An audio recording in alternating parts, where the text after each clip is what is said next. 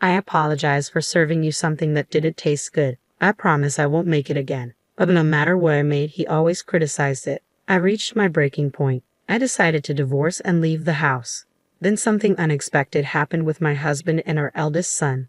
When a woman gets married, she's often not called by her first name anymore. My name is Emma, but at work and in the neighborhood, I'm known as Mrs. Taylor. Even at the daycare and school, they call me that. I would be okay if my husband called me by my first name, but he only refers to me as Hey from the beginning of our marriage, and even now at 50, I always called him Gordon, but it seems he doesn't get the hint. Gordon is 3 years older than me, making him 53. He works for a transportation company and used to deliver goods to the deli where I work. The friendly Gordon started chatting with me, a store clerk, and we became close. Our meeting was quite romantic, but married life wasn't like a fairy tale. Gordon, using work as an excuse, never helped with household chores, even though I'm a full-time worker at the deli. It's not like I'm a stay-at-home mom. We had our eldest son, Mark, but Gordon hardly ever helped raise him.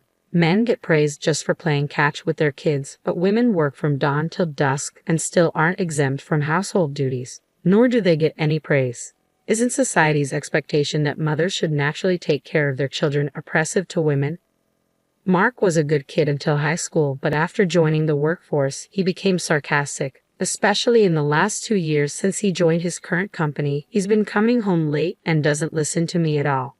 But for some reason, he and Gordon get along really well. Sometimes they even mock me together. Mark, what kind of job are you doing right now? I asked. I work for an ID company. There are many types of ID companies, right? Why bother explaining? You wouldn't get it anyway, he replied with a smirk, seeming annoyed to talk with me. Maybe at 25, Mark doesn't feel like explaining his job in detail to his mom. Sometimes I get so mad at him it scares me. Am I lacking maternal instincts? There's a term called unconditional love. When Mark was a baby, I felt that intense love for him. Looking at his cute sleeping face, I felt I could do anything for him. But now, seeing the sarcastic man Mark has become, my unconditional love wavers. I find myself expecting something in return for the love I give, both from Gordon and Mark.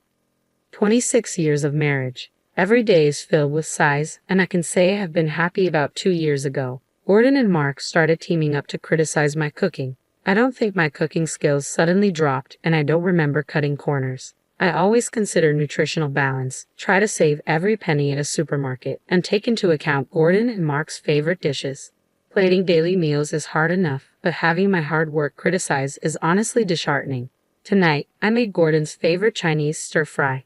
I thought he would be pleased, but Gordon yelled, "What is this? Is it not good? It's too salty. You said it was too bland yesterday." Then Gordon pointed accusingly at me. Can't you find a middle ground? It's always one extreme or the other with you. Yet he continued to eat, viciously exaggerating, leaning back and shouting, "So salty." Mark just ate silently. How about you, Mark? Frequent outings to upscale restaurants in Akasaka and Ginza with my boss have turned me into a gourmet. Everything tastes exquisite to me now, but I can't help but worry about any woman who might marry such a sarcastic man, even if he is my own son. Amidst Gordon's continued complaints about the saltiness of the meal, he finished his food, and so did Mark, leaving me feeling stressed. Deciding to relieve some tension on my day off, I opted to grab a meal with my best friend, Juliet.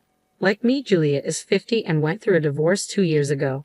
Her ex-husband never lifted a finger around the house but had the audacity to point out a dirty window and some dust. Juliet snapped, telling me she once whacked him on the head with a hanger. Talk about gutsy. As we discussed Gordon and Mark, Juliet's anger flared, as if it were her own issue. "Why don't you just tell him to cook for himself and hit him with a frying pan?" she suggested, only half-jokingly. "I can't say that," I replied, envisioning Gordon stubbornly insisting on cooking and potentially realizing the challenges of the kitchen. "I wouldn't dare eat anything Gordon cooked," I admitted, voicing a genuine concern. Since becoming single, I've noticed a surge in popularity at work. It's your life, you know. Are you living just for your husband or kids? Juliet questioned, her confidence radiating. You're only 50, Emma. I'm already 50. Don't give up because of age. 50 is when life truly begins. Her words resonated deeply. Male colleagues frequently ask me out for dinner, perhaps because I'm now single. If the guy is single too, there's no issue. Juliet, with her radiant aura, embodies confidence and positivity. Is the ideal mother and wife someone who puts her kids first, husband second, and herself last? I pondered aloud. Whether it's right or not, society's norms aren't always correct, Juliet remarked. Before being a mother or a wife, you were an individual. Life's more fun when you live for yourself. Her insight caught me off guard. You're intense, Juliet. I chuckled. Don't call me intense. I'm just normal, she retorted. Dinner time is always tense for me. In most households, dinner time is a moment of family bonding and happiness. My disappointment welled up as I tried to hold back my emotions, realizing that even Mark's favorite curry rice couldn't escape Gordon's criticism. I turned to Mark, asking tentatively, "Is it too sweet for you?" I prefer spicy or medium spicy, but more importantly, I know this amazing curry place. It didn't seem fair to compare a home-cooked meal to a dish from a Michelin-starred chef. Cooking wasn't just about hearing Gordon's harsh words and Mark's sarcastic comments without considering my feelings. Gordon sighed. "Oh, my mom's curry rice was the best, just like home." I wanted to suggest he have his mother cook for him every day, but I held back, fearing it would only escalate their arguments. While assisting the customer at work, my manager, Mr. Smith, complimented me. "Mrs. Taylor, your customer service is always so cheerful and genuine. It's great, really. Thank you so much." His words had power. Even a single compliment could lift spirits. Customer service was crucial. Pleasant staff encouraged customers to return. Despite each deli claiming unique offerings, they all seemed to sell similar items. Naturally, if prices were the same, people preferred the store with better customer service. Mr. Smith, 54 and single, didn't seem divorced, nor did he appear against marriage. Standing tall at 6 feet, he was a dapper gentleman and quite the charmer, especially among the younger female staff. Being single in your 50s didn't mean you weren't attractive. Perhaps his standards were sky high, or maybe he had a passionate love affair when he was younger and couldn't forget it. His mysterious aura only fueled rumors, making him more intriguing to the ladies. Mr. Smith treated me, a 50-year-old, with the same kindness he showed to women in their 20s.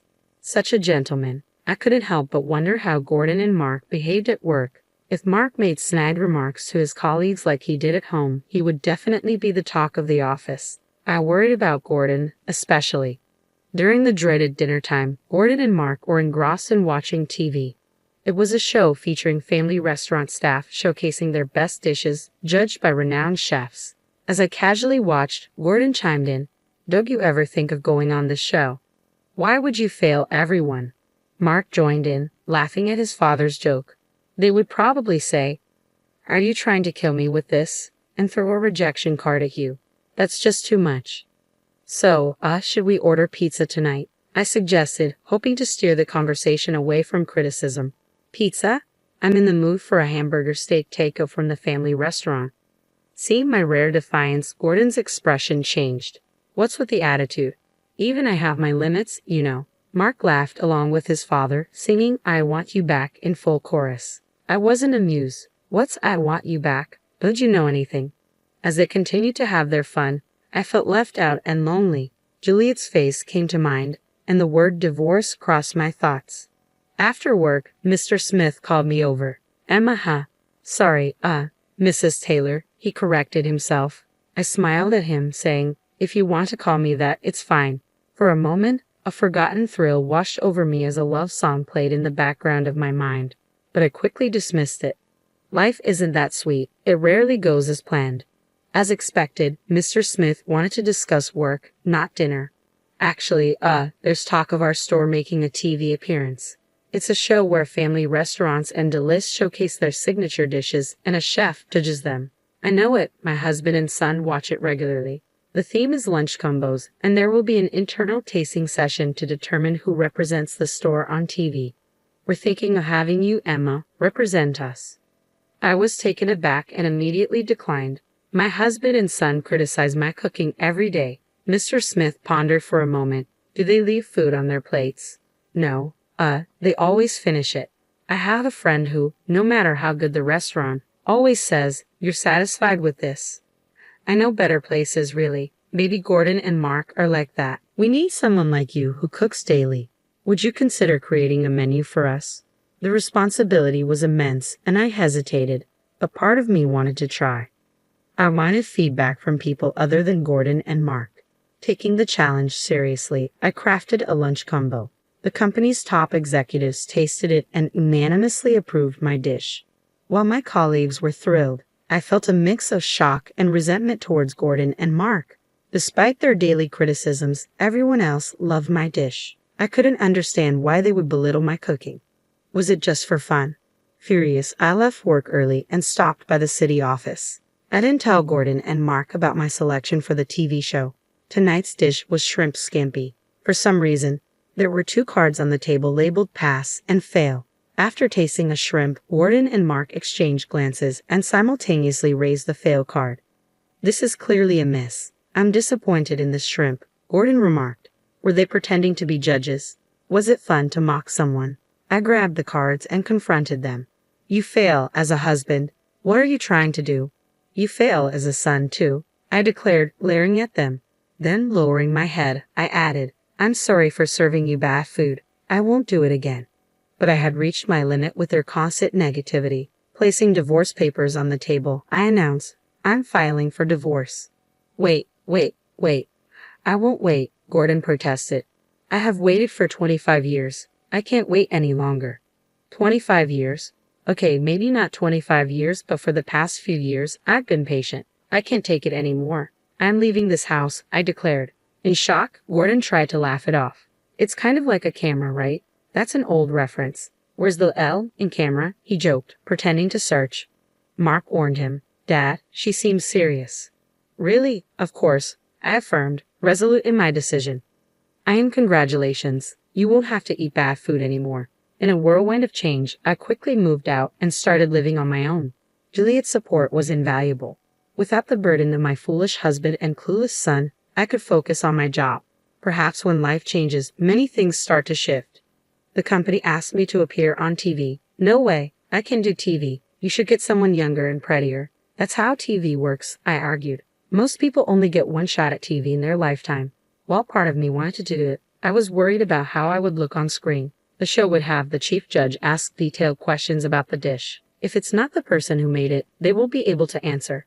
Convinced by Mr. Smith and the executives, I reluctantly agreed to the TV appearance. I didn't tell Gordon and Mark. I have blocked their calls, so they can't reach me, and I have no intention of reaching out. Of course, I told Juliet about the TV appearance. She was shocked and said, I want to be on it too, with teary eyes.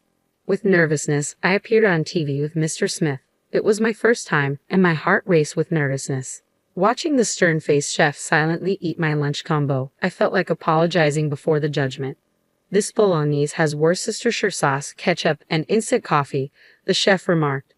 Finally, judgment time arrived. I prayed as the judges unanimously erased the fail card.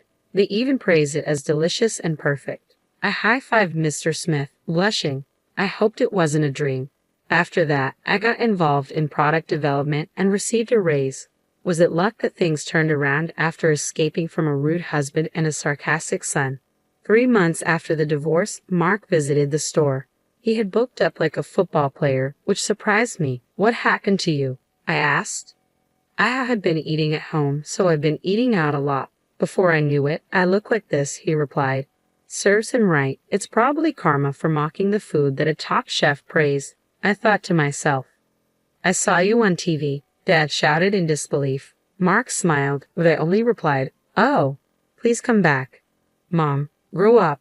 You're 25. Handle it yourself, Mark retorted. Can I at least live with you if you don't want to be with Dad? Be independent. Don't come here again. I spoke coldly, shocking Mark with my firmness. He left the next day.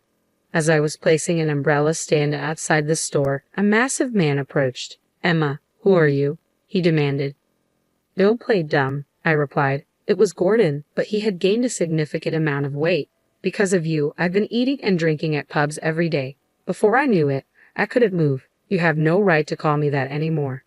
Gordon tried to laugh it off. Emma, please come back. At this rate, Mark and I will turn to Crusher Blackwell. Crusher? What? You don't know who Crusher Blackwell is? He was a 215-kilo wrestler, Gordon explained, his jokes showing no remorse. I don't want to waste my time talking to you. Please leave. I said firmly. Despite my harsh words, Gordon persisted. I apologize for everything, truly, he said.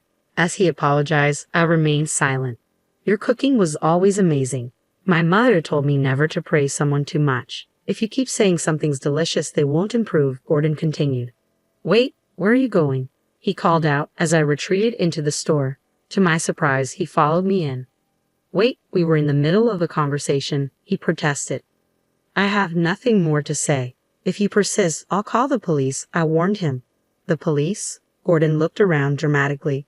Why bring the police into a marital issue? We're not married anymore. Just give me one more chance, please. Please leave, I insisted. Suddenly, Mr. Smith emerged from the back. I have called the police. Maybe you should leave, he suggested to Gordon. Who are you? Gordon demanded. I'm the manager of the store. Why are you intervening in a marital dispute?